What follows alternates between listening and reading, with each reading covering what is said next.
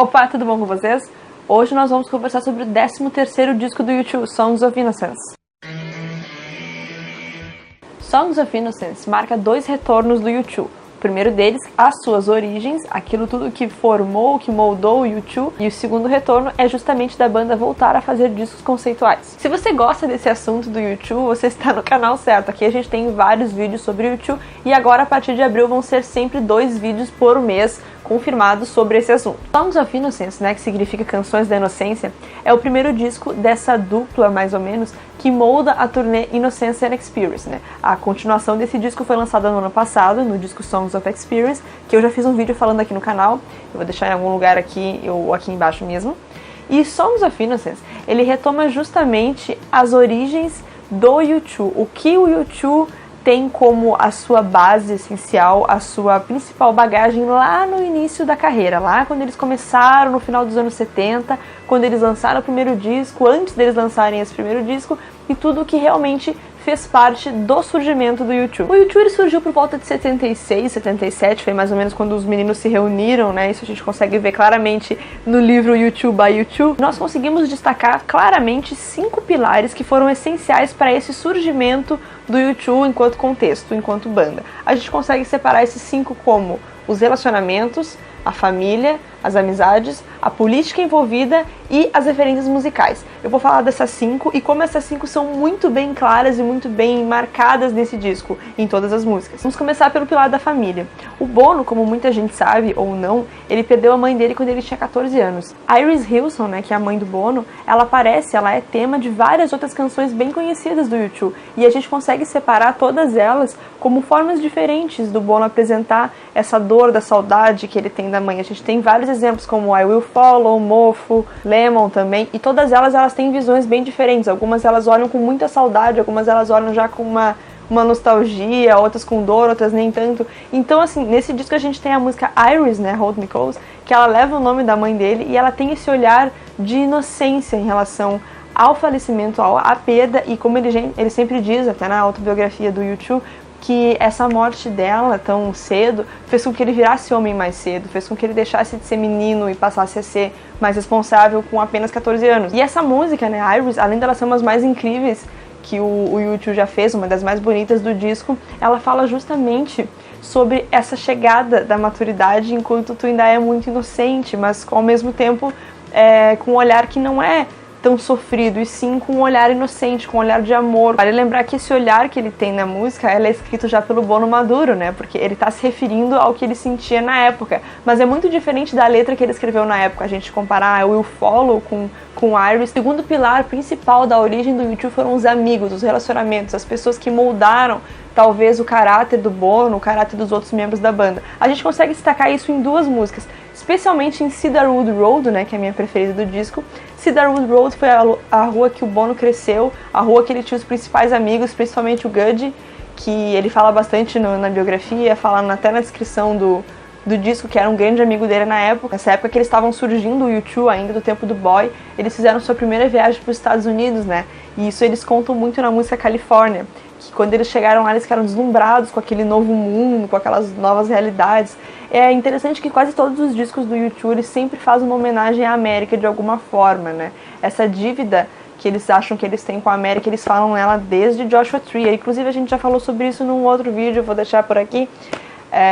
E eles sempre consideram que eles têm uma dívida com a recepção tão positiva que eles tiveram da América em relação ao trabalho deles, não só quando eles não eram ninguém e atualmente. Então quase todos os discos sempre tem alguma coisa relacionada à América, e é lógico que Innocence não ia ser diferente disso. Terceiro, a gente tem o pilar dos relacionamentos, Como vocês sabem ou não, o Bono é casado até hoje com a sua primeira namorada, a Ali, que é muito presente em muitas músicas do U2, em muitas fases do U2, e com certeza Songs of Innocence não ia ser diferente disso. Tem 2 músicas muito românticas e muito em homenagem a ela, que é Song for Someone e Every Breaking Wave. Song for Someone, inclusive, ela tem uma continuação incrível no disco Songs of Experience, mas sobre essas combinações de músicas do Innocence com o Experience eu vou deixar pra falar num outro vídeo. Eu quero fazer uma comparação até entre as capas, os conceitos, e não é o assunto daqui hoje. Quarto pilar importante dessa origem do U2 são os contextos políticos que a Irlanda e a Irlanda do Norte viviam vivendo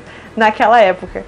A gente tem duas músicas muito fortes, né? The Troubles e Raised by Wolves. The Troubles, inclusive, ela dá para ser uma espécie de uma continuação de Please, que também é uma música que falava sobre esses conflitos da Irlanda, e Raised by Wolves também ela fala diretamente sobre os atentados que aconteciam não só naquela época, mas também antes. O U2 ele sempre gostou muito de falar sobre essa parte política da Irlanda, inclusive isso aparece muito a partir do disco War. Tem uma música que eu nunca gostei, muito sempre torci o nariz, mas depois que eu compreendi um pouco o significado dela, eu passei a implicar menos, que é Volcano. Volcano, ela fala muito sobre os conflitos que a pessoa está passando dentro da sua própria cabeça. Bem aquela coisa de jovem que está vivendo muita coisa e está prestes a explodir, mas ao mesmo tempo tem que continuar forte e tudo mais. É engraçado que a continuação dela, ela virou uma música política, né?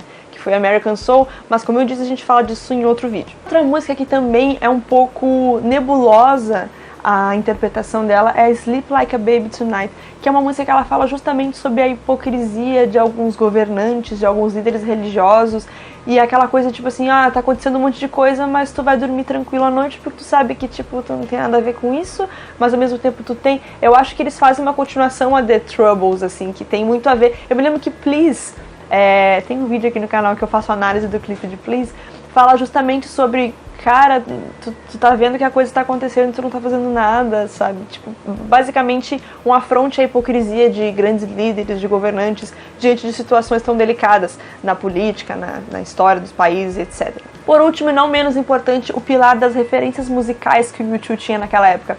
O final dos anos 70 ele é marcado pela chegada do pós-punk, né? Que é basicamente o estilo que o U2 se encaixava no começo da carreira, né? Então eles eram muito influenciados por bandas como Ramones, Sex Pistols, The Clash, e justamente no U2 by U2 e até no encarte do disco, o Bono ele fala muito sobre o primeiro show que ele viu do Ramones e como aquilo mudou a vida dele, como ele se sentiu profundamente impactado pela música, e ele viu que o Joey Ramone cantava de um jeito meio esganiçado que nem ele, e etc. Então ele se sentiu muito motivado. E o disco ele abre com a música The Miracle of Joey Ramone, justamente sobre esse milagre que a música dos Ramones, que é a música que o Joey fazia, despertou na vida dele, trouxe esse despertar de que, cara, tu não é tão talentoso assim, mas tu pode ser muito talentoso. E imagina se ele tivesse desistido, né, naquela época.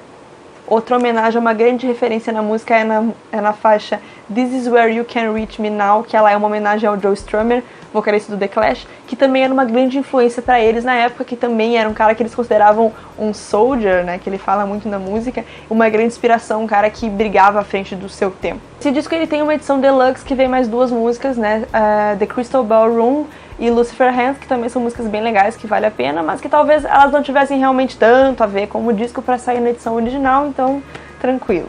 Eu gosto muito de Songs of Innocence, eu acho que eu amo o disco conceitual, eu acho que é uma coisa que eles não faziam desde pop, e eu gostei muito desse retorno, dessa retomada que eles fizeram às origens, dessa forma tão marcadinha, e eu acho que ele tem tudo a ver com Songs of Experience, né, que saiu depois. Eu já gostava dele antes do Experience, mas depois que eles lançaram o Experience eu comecei a gostar ainda mais, porque eu vi que realmente tudo faz muito mais sentido quando a gente vê os dois, né? Uma pena que eles demoraram tanto tempo para lançar essa continuação. Então é isso aí, pessoal. Espero que vocês tenham gostado desse vídeo, dessa pequena análise que eu fiz sobre Songs of Innocence. Quero saber se vocês gostam desse disco, qual é a música preferida de vocês, se vocês ficaram revoltados quando esse disco apareceu no iTunes de vocês, se vocês são usuários da Apple. Se gostou desse vídeo, não esquece de clicar no gostei. Se inscreve aqui, tá? Tchau!